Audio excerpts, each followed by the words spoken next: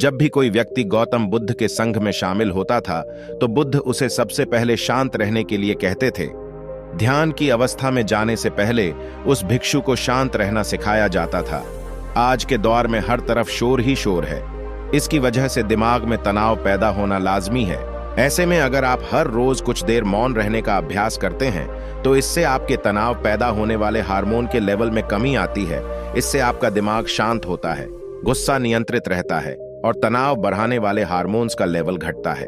आज के इस वीडियो में हम जानेंगे कि किन मौकों पर हमें शांत रहना है और किन मौकों पर हमें बोलना है और शांत रहने से हमारे अंदर क्या बदलाव आ सकता है। दोस्तों, संध्या काल का समय था। गुरु अपने सभी शिष्यों को बुलाते हैं और कहते हैं, कल सुबह सब लोग नदी में स्नान करने के बाद तुरंत हमारी कुटिया के सामने उपस्थित हो जाना। सभी इसी से हैरान रह जाते हैं कि हम लोगों ने कुछ गलती की है क्या, लेकिन गुस्से से यह कहते हैं कि हो सकता है कि गुरुजी कल सुबह कुछ अच्छी बात बताने वाले हैं। सब लोग रात को सही समय पर सो जाते हैं और सुबह उठकर सभी लोग नदी में स्नान करने के बाद वापस गुरुजी के सामने उपस्थित हो जाते हैं। गुरु कहते हैं, आज मैं तुम सबको चुप रहने के फायदे के बारे में बताऊंगा। गुरु कहते हैं, 5 मौके जहां पर चुप रहने से होता है लाभ और बोलने से नुकसान। गुरु कहते हैं, अगर आप इन 5 मौकों पर शांत हो गए यानी मौन हो गए तो आप जो चाहेंगे वह मिल जाएगा। आपकी जिंदगी में चमत्कारिक बदलाव शुरू हो जाएंगे। जरूरत से ज्यादा बोलना या चुप रहना दोनों ही अच्छी बात नहीं है। जैसे जरूरत से ज्यादा बारिश हो जाना या फिर धूप दोनों ही दिक्कत देती है, उसी तरह अनावश्यक बोलने से भी काफी नुकसान होता है। गुरु कहते हैं कि पहला ऐसा मौका जहां पर व्यक्ति को चुप रहना चाहिए वह है बिना तथ्य के ना बोले। गुरु ने कहा, अगर आपके पास कोई तथ्य नहीं है तो वहां चुप रहने में ही भलाई है। चुप बैठने से दिमाग में नई कोशिकाओं का निर्माण होता है और इससे ज्ञान की वृद्धि होती है। बोलने में भलाई वही है जहां आपको किसी चीज के बारे में पूरा ज्ञान हो। अगर आप बिना तथ्य के कहीं बोलते हैं या फिर बेवजह बोलते हैं तो आपका वहां मजाक भी बन सकता है। अगर आपके पास पर्याप्त जानकारी नहीं है, ऐसी जगह पर बोलने से आपका मजाक तो बनेगा ही साथ लोगों का भरोसा भी आप पर से उठने लगेगा। इसलिए ऐसी जगह पर शांत रहो जहां तुम्हें पता ना हो कि क्या बोलना है और क्या नहीं। कई बार कुछ लोग ऐसे होते हैं जो हर जगह अपनी उपस्थिति बताने लगते हैं। उन्हें पता नहीं होता है कि हमें क्या बोलना है, लेकिन फिर भी बोलते जाते हैं और फिर बाद में दूसरे लोग उनके जाने के बाद उनका मजाक उड़ाते हैं। जब तक आपको उस तथ्य के बारे में अच्छा ज्ञान नहीं है, उसके बारे में पता नहीं है, तो वहां चुप रहना ही ज्यादा समझदारी है। कमजोर व्यक्ति के बारे में कुछ भी बोलकर आप महान नहीं बन सकते हैं। महान तो आप किसी कमजोर का साथ देने से बनेंगे। कई बार कुछ लोग अपने से छोटे व्यक्ति को भला बुरा कहते रहते हैं। सामने वाला इंसान तो पद से आपसे छोटा है, वो आपको कुछ नहीं बोलेगा, लेकिन आप उसकी नजरों में गिरते चले जाएंगे।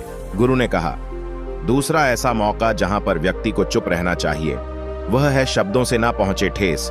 अगर आपके शब्द किसी को मानसिक ठेस पहुंचा रहे हैं तो वहां चुप हो जाना चाहिए। हो सकता है कि कल वह भी आपसे पद में बड़ा हो जाए।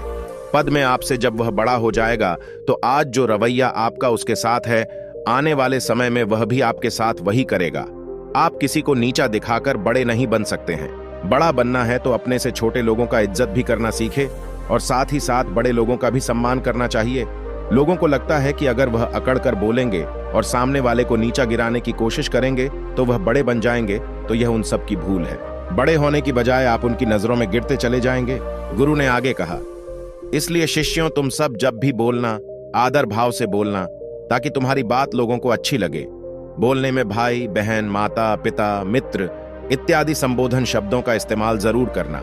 इससे तुम्हारी मान प्रतिष्ठा तो बढ़ेगी ही, साथ ही साथ लोगों की नजरों में तुम समझदार व्यक्ति बनते जाओगे। गुरु ने आगे कहा, तीसरा मौका जहां पर व्यक्ति को चुप रहने में ही भलाई है। क्रोध या घृणा करने वाले लोग, जब कोई अपना या सगा संबंधी आप पर क्रोध कर रहा हो, आपका अपमान कर रहा हो, तो आपको उस वक्त चुप रहना चाहिए ताकि सामने वाले का गुब्बारा पूरी तरह से फट जाए। आप यदि सही है तो उसे कतई माफीनामा गए और चुप रहकर ही सही समय का इंतजार करें। वह खुद आपसे माफी मांग लेगा जब उसे अपनी गलती का एहसास हो जाएगा।